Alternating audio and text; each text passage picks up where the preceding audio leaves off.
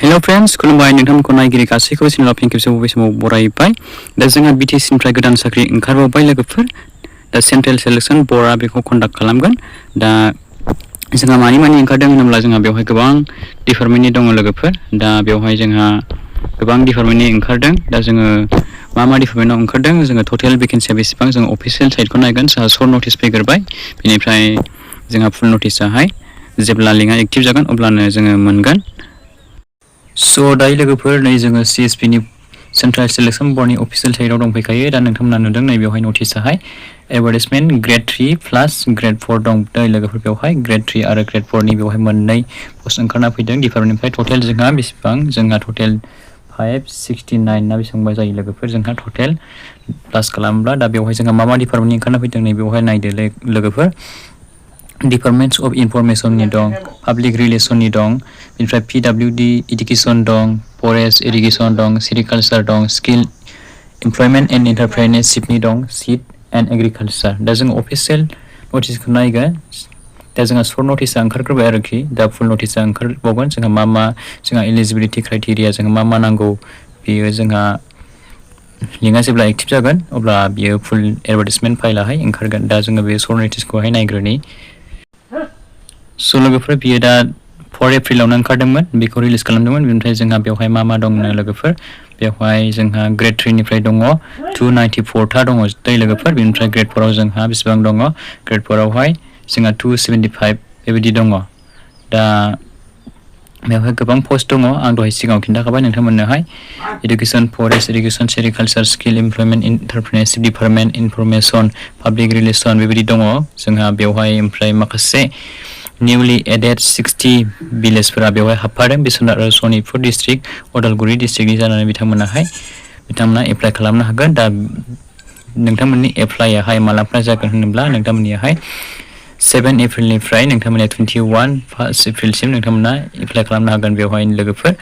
दा बेनो नटिसाहाय। दा नैबेवहाय माखासे डिपार्टमेन्टनि नामखौबो होदों। नाम्बार 1 आव दङ PWD डिपार्टमेन्टआवहाय बेवहाय नेम अफ भेकेन्सि पस्ट दं, बेवहाय LDA पस्ट दङ, बेवहाय नायदो junior assistant, statistical assistant, computer assistant, library assistant, eternal auditor, store keeper, ITI गोनां। बेवहाय टटेल नाम्बार अफ भेकेन्ट पस्टआ 193 दं। बेवहाय माखासे इडुकेसनेल क्वालिफिकेसना दङ बेवहाय नोंथांमोना बेखौ नायना लादो दै लोगोफोर। बेवहाय माखासे बेचेलर डिग्रि गोनां बिदों, बेवहाय बेचेलर डिग्रि गोनां दङ।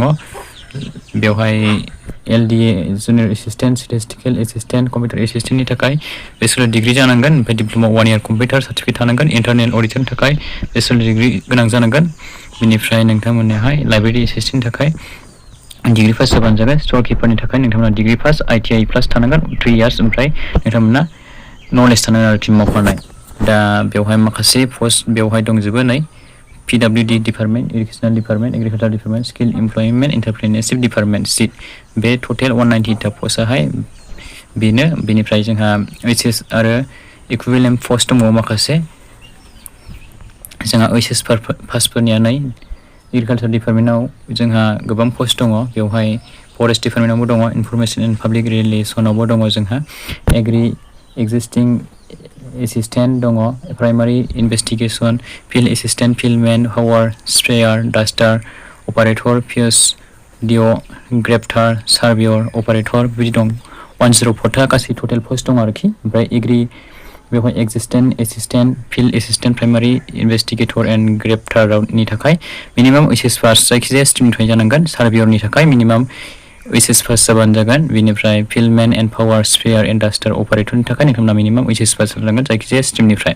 बा INPR निफ्राय नोंथांमोना HS पास जाबानो जागोन। 3 इयार्स नोंथांमोना माखासे एक्सपिरियेन्स थानाय जानांगोन बेवहाय 104। दा नैबेहाय जोंहा नाम्बार C आव दं नै Gr-4 पस्टनि बियो।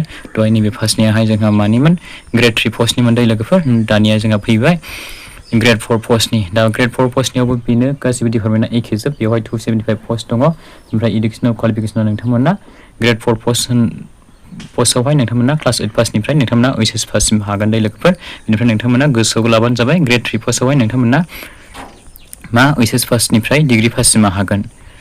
दा जोंहा एज लिमिटआ नै 18 इयार्सनिफ्राय नोंथांमोना 40 इयार्ससिम हागोन। बेनिफ्राय माखासे एप्लिकेसन फिसफोर दङ नोंथांमोननियाहाय।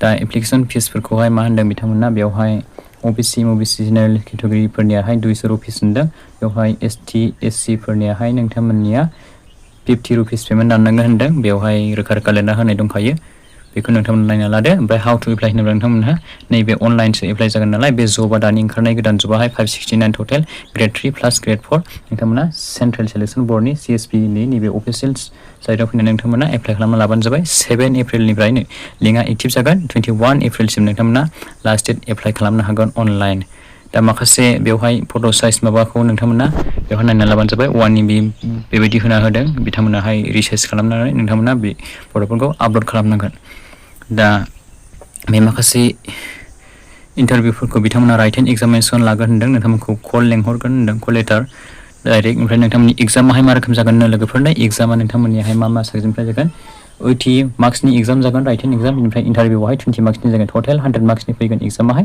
दा नोंथांमोननि साबजेक्टआ मानिफ्राय फैगोन जेनेरेल इंलिसनिफ्राय फैगोन जेनेरेल नलेजनिफ्राय फैगोन बेनिफ्राय माखासे लजिस्टिकेल रिजनिं एन्ड एप्टिटिउडनिफ्राय फैगोन ओमफ्राय एरिथमेटिकनिफ्राय नोंथांमोननिया फैनो हागौ दा बेनोमोन आरोखि लोगोफोर नोंथांमोना दानिया बेखौ गासै लोगोफोरनो नोंथांमोना शेयार खालामना होलायदो आरो नोंथांमोना सोरबाफोर जुदि चेनेलाव गोदान फैदोंब्ला नोंथांमोना गासैबो चेनेलखौ साबस्क्राइब खालामनानै लानांबानो जाबाय जाहाथे नोंथांमोना बे चेनेलनि गेजेरजोंहाय बेबायदिनो गोदान इम्परटेन्ट लेटेस्ट आपडेट्स नोंथांमोना मोनलांबाय थानो हायो स' लोगोफोर बिदिब्ला नेक्स्ट भिडिअ लोगो मोनगोन thank you for watching see you again bye bye and take care